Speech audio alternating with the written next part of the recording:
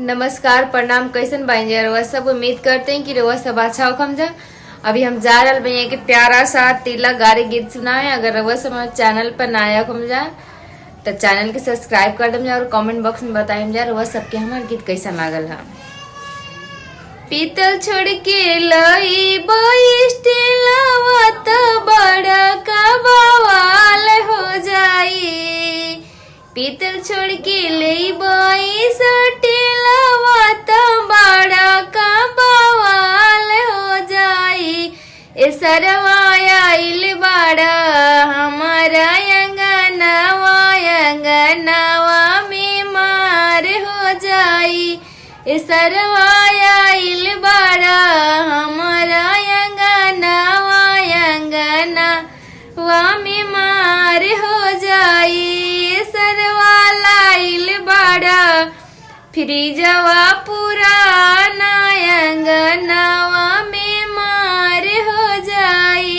ए सरवाला इल बड़ा एसिया पुराना अंगनवा में मार हो जाई।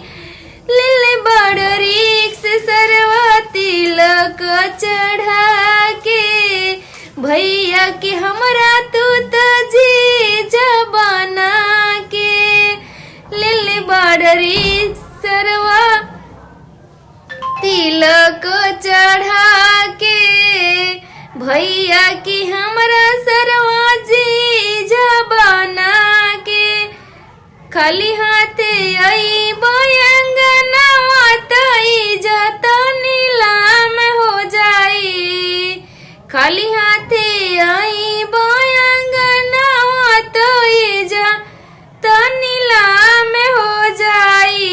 सरवाया इल बड़ा हमारो अंगनवा में मार हो जाई। सरवाया इल बड़ा हमारो अंगनवा में मार हो जाई। बुलेट छोड़ के लेबो हीरो होंडा तो बड़ा का बवाल हो जाई। बुलेट छोड़ के लेबो हीरो होंडा तो बड़ा का बवाल हो जाई। ए सरवाया इल बड़ा